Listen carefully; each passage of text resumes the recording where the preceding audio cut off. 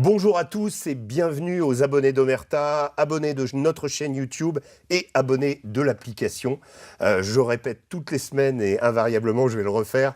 Vous êtes pratiquement 400 000 à nous suivre, on va bientôt l'annoncer, c'est vraiment historique.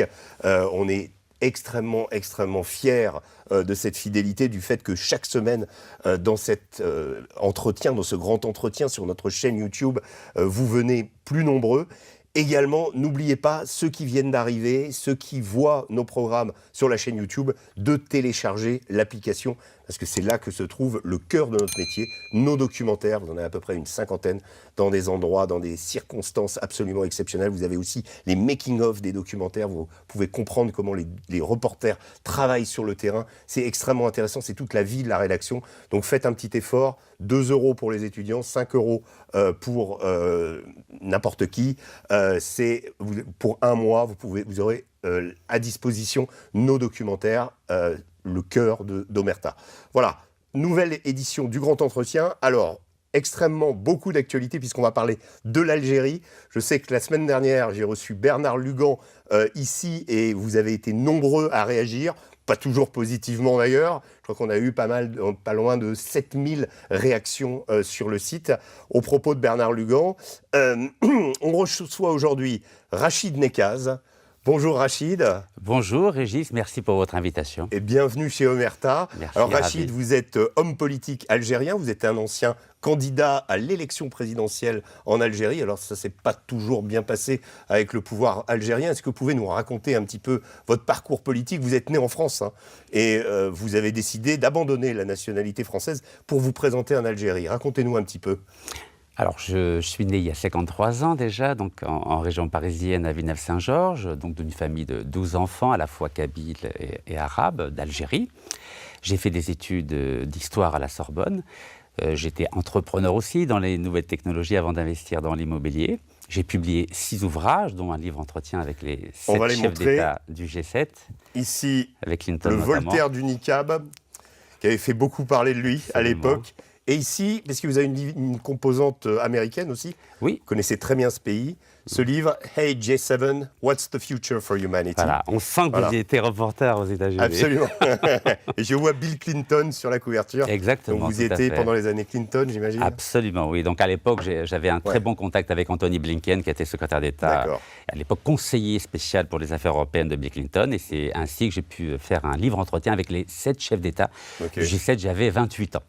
Et entre-temps, mon papa est décédé donc en 2011, mais 6 mois avant de décéder, il m'a dit « Est-ce que tu peux essayer de faire quelque chose pour l'Algérie ?» Car il était à l'époque contre la colonisation française et il était malheureux de voir comment le pays allait vers une trajectoire qui ne lui plaisait absolument pas. Et c'est la raison pour laquelle j'ai décidé à partir de juillet 2013 de renoncer à ma nationalité française afin de concourir à l'élection présidentielle algérienne qui était prévue pour avril 2014. Donc j'ai fait une première candidature en 2014, on m'a empêché d'être candidat, j'ai continué à militer sur le terrain, j'ai marché 3124 km à travers les montagnes, les plaines et le désert algérien. Pour faire campagne? À vrai dire, autour de différentes thématiques. La première thématique... Pour vous réenraciner quelque part? Absolument, parce que je ne connaissais pas assez bien l'Algérie. Donc j'ai sillonné le pays à pied, un peu à la Gandhi, et notamment une grande marche entre Tizi Ouzou au nord et Ain Salah dans le désert algérien contre le gaz de schiste, car à l'époque, Total prévoyait d'exploiter le gaz de schiste. Et c'est comme ça que je suis devenu extrêmement populaire en Algérie, notamment auprès des jeunes Algériens qui aspiraient à vivre comme en Europe, comme aux États-Unis, mais il y avait un verrouillage politique très fort du régime Bouteflika de l'époque. Alors, pour information, depuis 2012, Bouteflika ne gouvernait plus l'Algérie, car elle était extrêmement malade. Donc c'était son entourage, un entourage extrêmement corrompu. J'ai organisé plus de 156 manifestations anticorruption, à la fois en Algérie, en France, en Europe, aux États-Unis. Bref, ce combat pour la démocratie, ce combat contre le gaz de schiste, ce combat contre la corruption a fait de moi une espèce de coqueluche. J'incarnais une forme d'espérance pour cette jeunesse algérienne qui était... Et tout s'est arrêté? Non, ça ne s'est pas arrêté, attendez. Ah si, vous avez deuxième candidature en 2019, là ça a explosé. Là, c'était vraiment magique à travers tout le pays. À chaque fois que j'arrivais dans une ville, au bout de 10 minutes, il y avait déjà 5000 personnes. Donc il y avait un engouement extraordinaire.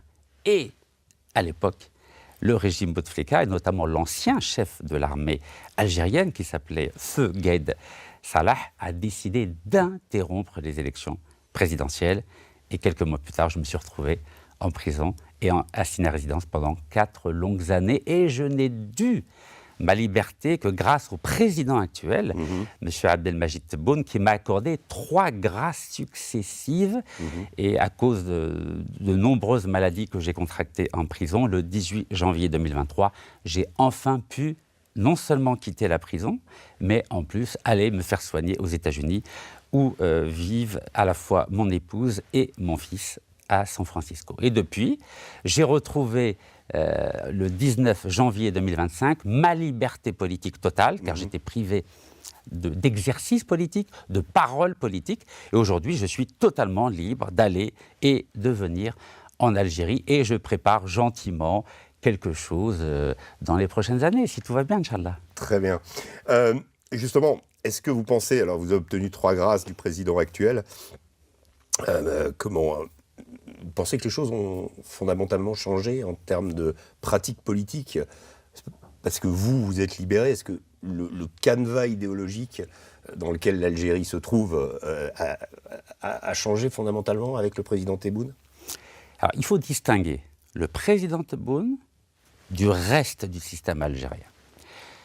À mon niveau, j'ai entièrement confiance à la sincérité et à l'action du président Tebboune. Car, ne l'oubliez pas, entre mai et août 2017, le président Tebboune était chef du gouvernement. Et quel était son axe principal, son programme principal? C'était la lutte contre la corruption, le mélange incestueux entre le monde des affaires et la politique. Et il a été limogé le 15 août 2017. Personne n'en parle. Mais moi, j'en parle. Pourquoi j'en parle?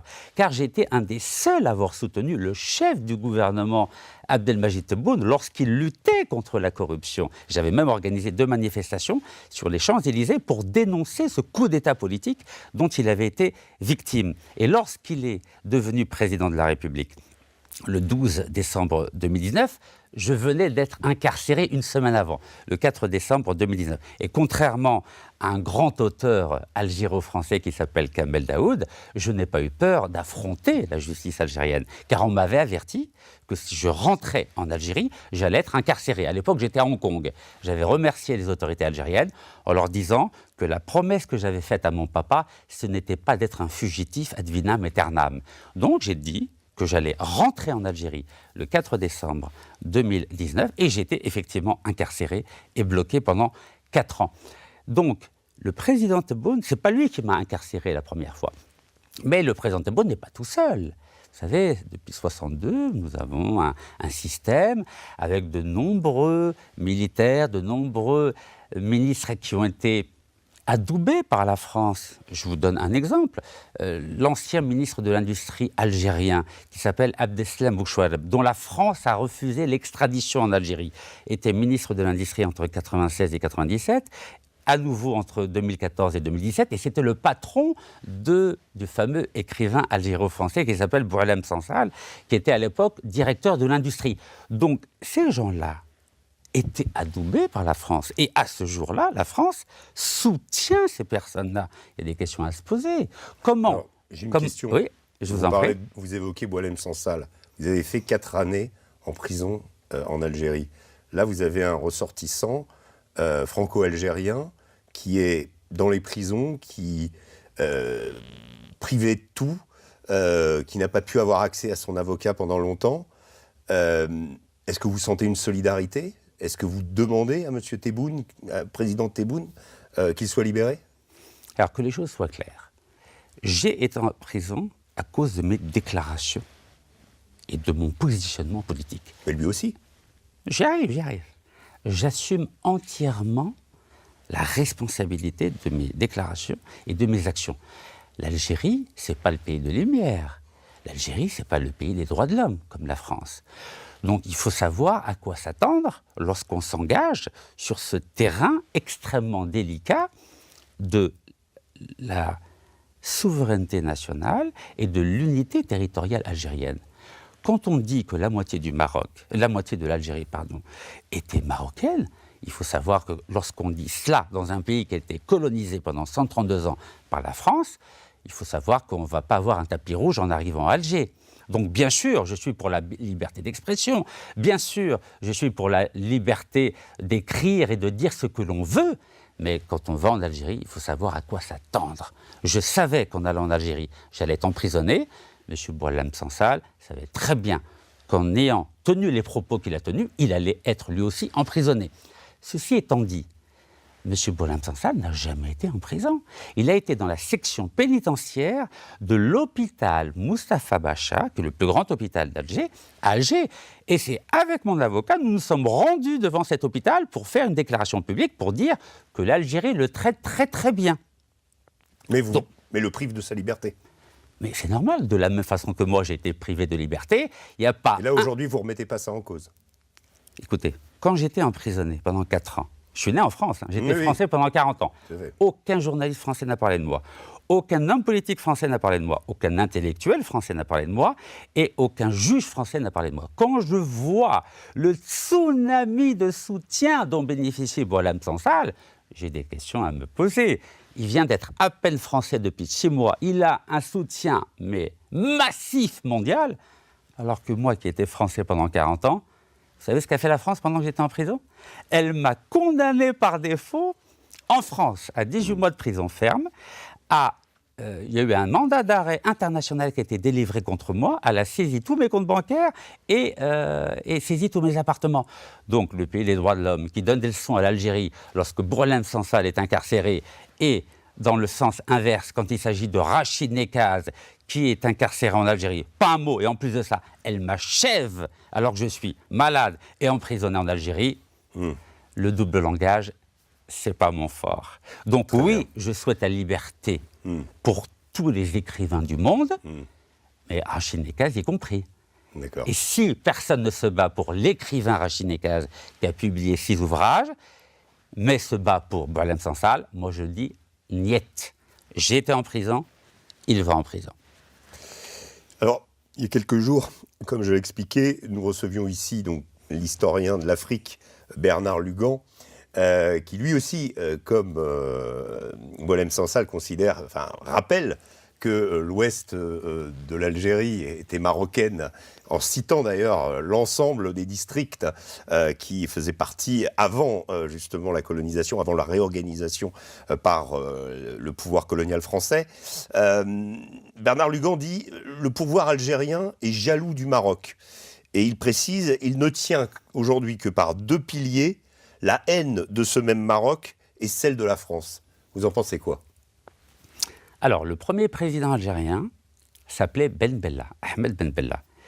Ses 2 parents étaient 100% marocains, de la région de Marrakech. Nous avons eu ensuite Mohamed Boudiaf, qui était président entre janvier et juin 1992. Il avait vécu 27 ans au Maroc.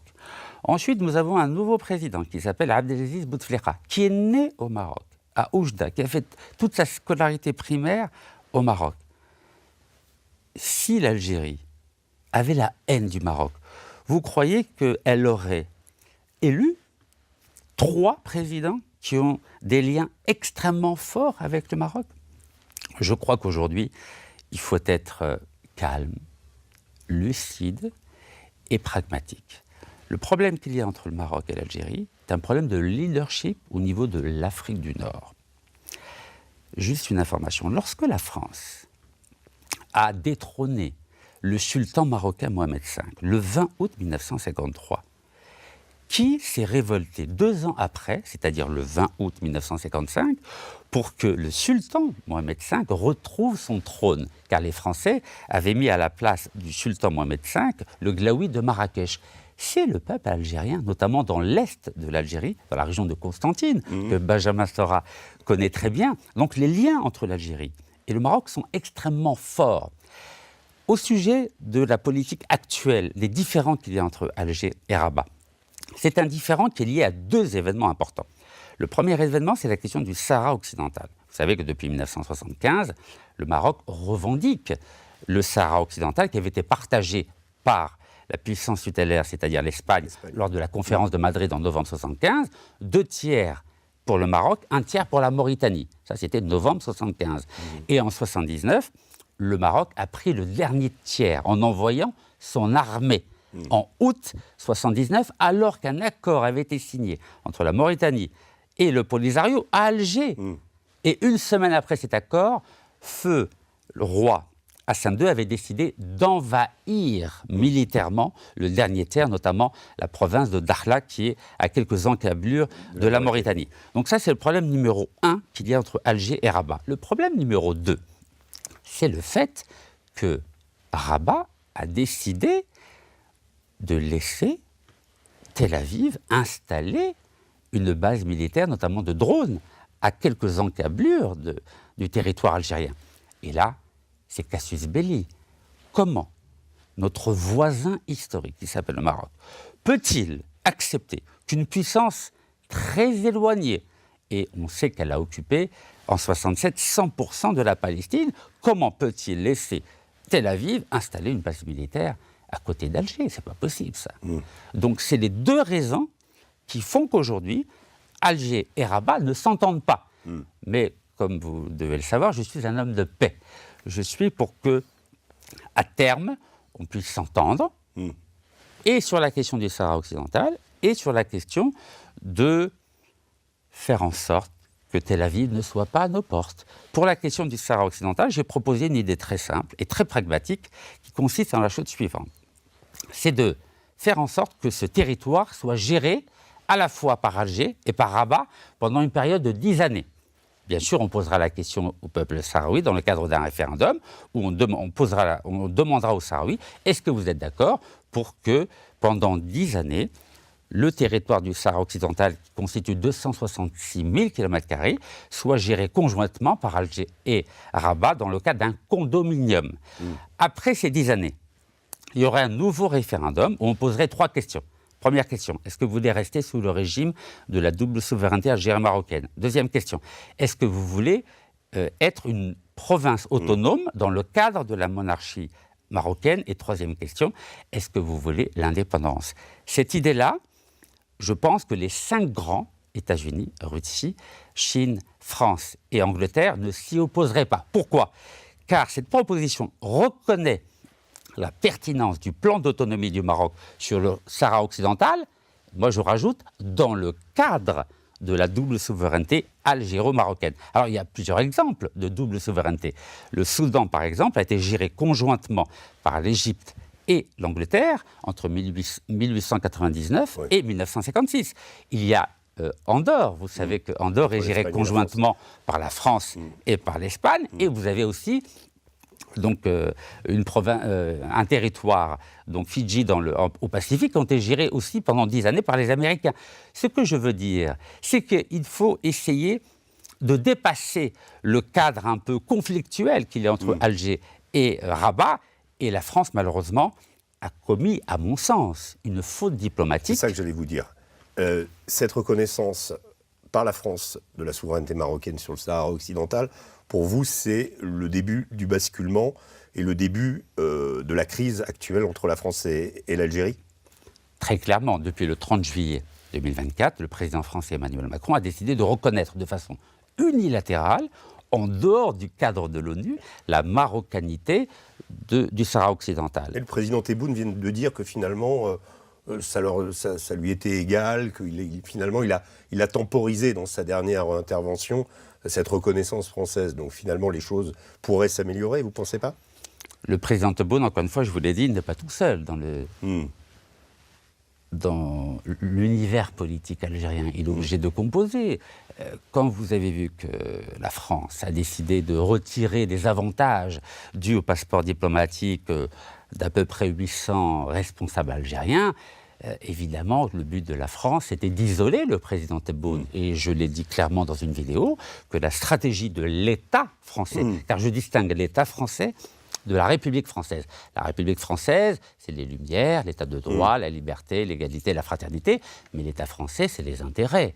Et l'État français, je crois, avait la volonté d'isoler et de pousser à la fois des militaires algériens, des services secrets algériens, à mettre de côté le président Tebboune, comme ils l'ont fait en 1998 avec le président Zaroual, comme ils l'ont fait en avril 2019 avec le président Bouteflika. C'est-à-dire qu'il y avait une volonté de séparer Tebboune, le président Tebboune, du reste du système politique algérien. Donc, de façon pragmatique, le président Tebboune a décidé de revenir sur la position qui était la sienne à partir du 30 juillet 2024, en essayant d'apaiser la situation, car il est conscient, quand on est isolé, on ne sait jamais ce qui peut arriver.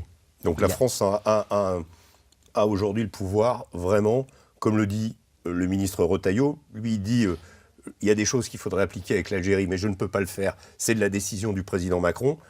Qui a raison, et est-ce que finalement l'Algérie ne profite pas d'une faiblesse de l'exécutif français en ce moment, avec un président désavoué dans les urnes et un gouvernement qui tient à un fil? Le président algérien n'a pas été désavoué par je parle des Français. Ah, pardon, excusez-moi. D'Emmanuel Macron, par rapport à sa politique algérienne. Je ne crois absolument pas à un différend entre le président Macron et le ministre de l'Intérieur, M. Retailleau. Vous savez... C'est good cop, bad cop? Oui, et puis comme dit ma femme, c'est good guy, bad guy. Oui.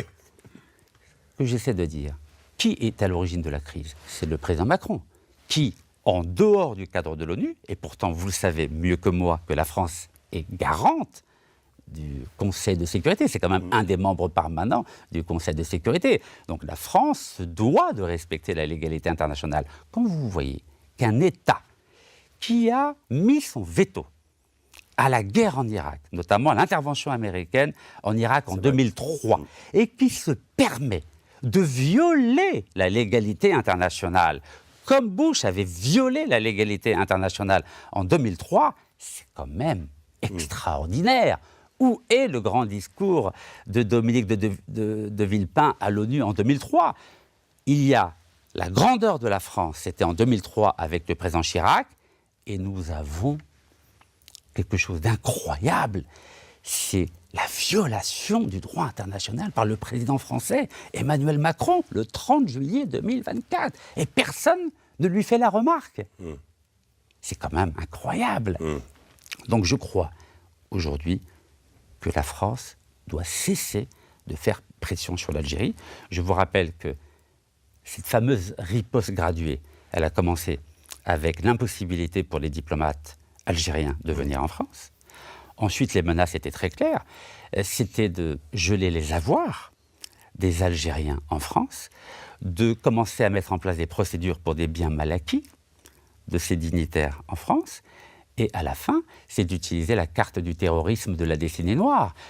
Quand on entend l'ancien juge antiterroriste, M. Marc Trévidic, dire sur une chaîne publique qu'il serait heureux de voir le régime algérien renversé, en clair, c'est un appel à un coup d'État, et que personne ne réagit, ça s'appelle comment ça ?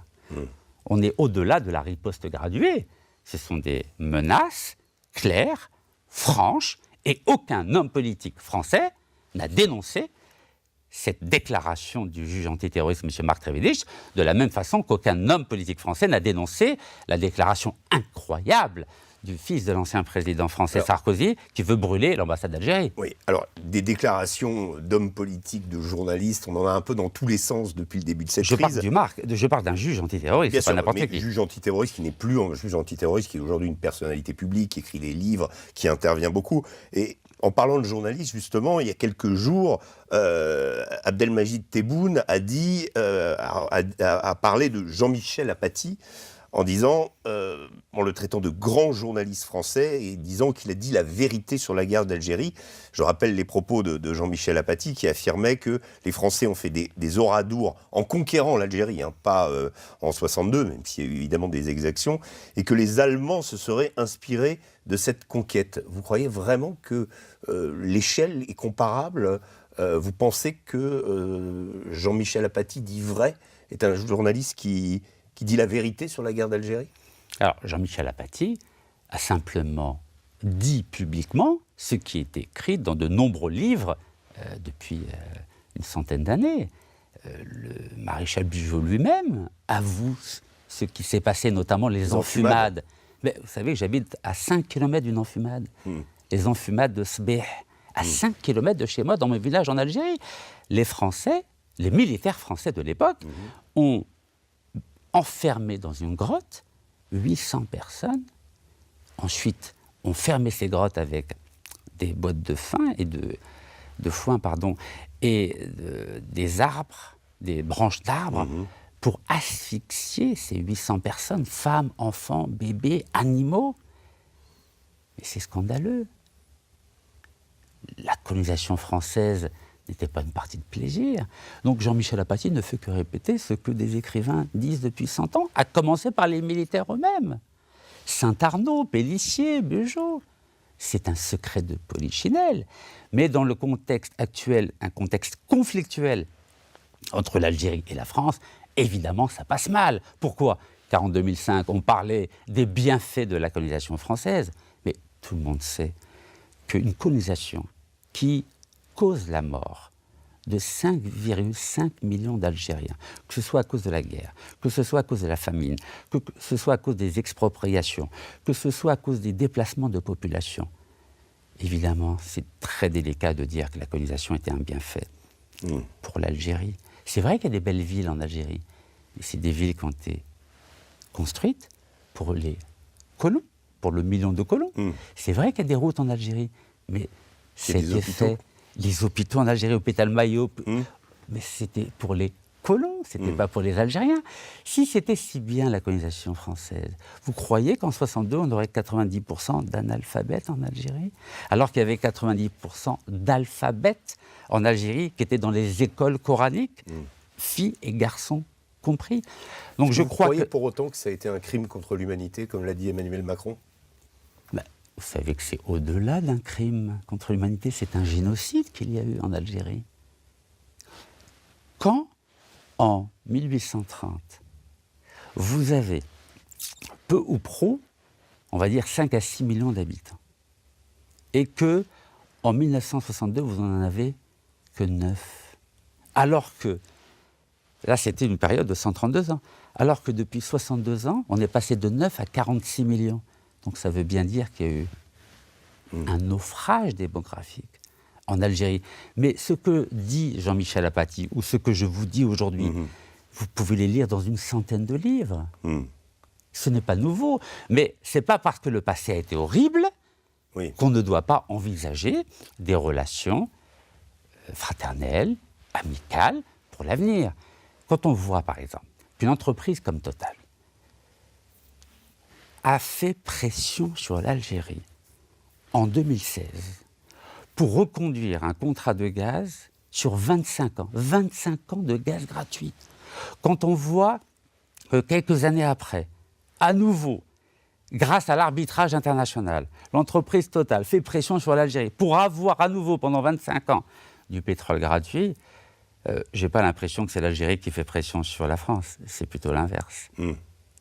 Alors, la France fait quand même singulièrement pression sur l'Algérie pour que vous récupériez les personnes, les ressortissants sous OQTF. Est-ce qu'il y a un moyen que cette situation se débloque un jour ? Comment vous voyez les choses ? Vous parlez d'apaisement, vous parlez d'essayer de tisser des nouvelles relations. J'ai noté le caractère atténué des propos du président Tebboune très récemment. Est-ce que vous pensez qu'il y a un déblocage possible au vu de la situation, à la fois en Algérie, vous avez parlé de la possibilité que le président se retrouve isolé, voire renversé, et en France aussi, avec cette incapacité à gouverner qu'a notre président. Est-ce qu'aujourd'hui, c'est mûr, oui, la situation va continuer à pourrir pendant des années ? Vous savez, au niveau de la question de l'immigration, je suis extrêmement clair. En 2013, lorsque j'ai renoncé à ma nationalité française, j'avais écrit une lettre au président de l'époque, M. Hollande, et je lui avais dit que mon ambition, c'est que tous les Algériens de France rentrent en Algérie. Donc sur une période de 10 à 20 années. Mon programme, c'est la remigration positive. Je souhaite d'abord que les 300 000 cadres algériens, que ce soit des médecins, des ingénieurs, des architectes, des universitaires, des journalistes, des entrepreneurs, retournent en Algérie. Vous devez avoir un écho favorable auprès du RN, non? J'espère avoir un écho favorable auprès du peuple algérien, surtout. Ouais. Mon Non, ambition, en France, je veux dire. mon ambition, c'est pas la France, mon ambition, Non, c'est bien sûr. l'Algérie. Mon ambition, c'est d'abord une remigration positive des 300 000 cadres algériens, de façon à développer l'économie algérienne et à consolider l'état de droit en Algérie. Pourquoi ? Quand vous avez 5 millions d'Algériens qui sont habitués à la démocratie, qui sont habitués à l'état de droit, qui sont habitués à une vie économique et sociale normale, évidemment que c'est une richesse extraordinaire que de les avoir en Algérie pour aider les 46 millions d'Algériens à consolider l'état de droit et à développer l'économie. Ça, c'est la première étape. La deuxième étape, c'est d'inciter les Algériens, en plus de cette remigration positive liée au cadre que je viens d'indiquer, donc la classe moyenne algérienne, à retourner en Algérie. Troisième étape, on s'occupera des OQTF, des personnes qui sont sans papier. Bref, l'idée sur 10 à 20 ans, que les 5 millions d'Algériens retournent en Algérie. Mais pas simplement les Algériens, je souhaiterais que tous les Africains qui vivent aujourd'hui en France et en Europe retournent en Afrique pour consolider l'état de droit et développer l'économie africaine. C'est pas en assistant impuissant à 50% de la promotion des diplômés en médecine chaque année qui quittent l'Algérie pour l'Europe ou le Canada, ce n'est pas avec 60% des informaticiens algériens qui chaque année quittent l'Algérie pour aller en France, en Europe, au Canada, que nous allons développer l'économie algérienne. Donc je suis très clair là-dessus. Et quand je vois que le débat s'arrête uniquement aux, 600 OQTF dont parle le ministre de l'Intérieur, M. Retailleau, j'aurais préféré qu'il parle des 20 000 médecins algériens. Je souhaiterais qu'il envoie, ou plutôt qu'il donne l'OQTF aux 20 000 médecins algériens pour qu'ils retournent en Algérie. Ça oui, moi j'applaudis. Et les informaticiens, et les ingénieurs, et les architectes, oui, ça je suis d'accord, puisque moi-même j'ai fait la démarche. J'ai quitté la France en 2013 pour m'engager dans la vie politique algérienne, pour essayer de participer à la mise en place, à la consolidation d'un état de droit. Mais je ne souhaite pas que dans tous les médias français et internationaux, lorsqu'on parle d'Algérie, on ne parle que de TikTokers, que de YouTubeurs, que d'OQTF, qui ne savent pas parler, qui ne savent pas se défendre. Je trouve que c'est assez mesquin de limiter la présence française, la présence algérienne en France uniquement à des personnes qui sont, on va dire, des victimes, plus que des gens qui sont capables d'avoir un discours et d'aider l'Algérie à se développer. Des gens un peu à la marge qui continuent à prospérer, on dira, ou avec des idées particulières. J'ai une dernière question, parce que le temps s'écoule. Il y a quand même un paradoxe entre la France et l'Algérie. Plus de 60 ans après l'indépendance, il semble en fait qu'en dehors de quelques groupes concernés, ces fameux 5 millions d'Algériens présents sur le sol français, les harkis, les pieds noirs, pour qui l'Algérie est encore très présente, l'Algérie, en fait, on a presque l'impression qu'elle n'existe pas pour le français moyen, qui connaît plus le Maroc ou la Tunisie. Comment c'est possible, après les relations qu'il y a eu entre nos deux pays, qu'aujourd'hui, il y ait cette espèce d'indifférence, je dirais. Alors, ça agite l'actualité. C'est quand même de l'autre côté de la Méditerranée. Ça devrait être naturel qu'on aille en vacances là-bas, qu'eux viennent ici. Enfin, les échanges devraient être naturels. En réalité, il y a un effacement total. Alors, les Algériens viennent en France. Oui, bien sûr. Mais je parle en dehors des groupes concernés. Le reste de la population, parler de l'Algérie, ils ne savent pas ce que c'est. Alors, l'Algérie, vous savez, je l'ai dit au Maroc il y a quelques jours. Ah, vous avez eu des problèmes au Maroc? Oui, mais ça reste mes frères, les Marocains. J'ai simplement... Qu'est-ce qui s'est passé? Vous savez, moi j'aime beaucoup les Marocains. La nounou de mon fils était marocaine, mon meilleur ami est marocain, le militant avec qui je bosse depuis 25 ans est marocain. Bref, pour moi, les Marocains sont et resteront mes frères jusqu'à la fin de l'éternité. On est le même peuple. On est à la fois arabe et berbère, on a la même religion, l'islam malikite, on a la même langue, à la fois l'arabe et le tamazight. Donc nous sommes identiques, à vrai dire, avec des sensibilités différentes, comme celles que peut avoir un Marseillais avec un Alsacien. Mais c'est exactement le même peuple. Donc, une monarchie d'un côté, et puis... Oui, l'Espagne est une monarchie, la France est une république, et je vous rappelle que la France était 1000 ans de monarchie. D'ailleurs, elle fait des allers-retours, une fois monarchie, république, on passe à l'Empire, on devient une république, etc. Aujourd'hui, on a une monarchie républicaine. Oui, comme disait le constitutionnaliste Maurice Duverger, exactement. Le Maroc revendique le Sahara occidental en invoquant le fait que dans un passé plus ou moins récent, c'est-à-dire autour du XVe siècle, le Sahara occidental avait fait allégeance au sultan du Maroc. Car il y a un roi du Maroc uniquement depuis 1957. Il faut le rappeler, avant, il y avait des sultans. Alors, comme cet argument semble être la matrice des revendications du Maroc sur le Sahara occidental, j'ai voulu, en tant que diplômé d'histoire à la Sorbonne, rappeler simplement à mes frères marocains que j'affectionne particulièrement que le fondateur de l'empire almohade au XIIe siècle était un Algérien, c'est-à-dire un homme né dans la ville de Nedrouma, à côté de Tlemcen, qui est une très jolie ville, Tlemcen, sur le territoire algérien. Donc, si on doit invoquer l'histoire, l'Algérie peut dire que le Maroc était algérien au XIIe siècle. Donc, vous avez été arrêté pour ça, parce qu'en ce moment, c'est difficile à entendre. Non, les Marocains sont très intelligents. J'ai été arrêté avant même d'avoir publié, parce que j'ai fait une vidéo devant la mosquée Koutoubia de Marrakech. Cet épisode. Tout à fait. Donc c'était une vidéo que tout le monde a pu voir. D'ailleurs, il y a un tsunami médiatique. Ah, donc vous l'avez publié? Après coup. Oui. Après coup, après l'arrestation. J'ai été arrêté pendant 6h30, mais très bien traité. On a bien discuté, on a beaucoup parlé d'histoire. Donc j'ai expliqué que Abdelmoumen El-Koumi était un Algérien qui avait fondé la dynastie almohade, parce qu'il était non seulement le calife de toute l'Afrique du Nord, mais il était aussi commandeur des croyants de toute l'Afrique du Nord, et même de l'Andalousie musulmane. Donc ils m'ont dit, c'est vrai qu'en tant que Marocains, ils étaient profondément touchés par cette déclaration. Mais, ont-ils ajouté, sur le plan historique, c'est incontestable. Abdelmoumen El-Koumi est bien né en Algérie, et si on doit prendre les frontières post-coloniales, on peut dire, de façon parachronique, que le fondateur de l'Empire nord-africain est algérien. Mais pourquoi j'ai fait cette vidéo? C'est simplement pour dire, on ne peut pas revendiquer un événement passé pour justifier des revendications territoriales présentes, car ça ne veut rien dire. À l'époque, il n'y avait pas de frontières. De la même façon qu'on ne peut pas dire aujourd'hui que Charlemagne est un Allemand. Tous les Français disent que Charlemagne, Karl, est un Français, mais historiquement parlant... Saxon.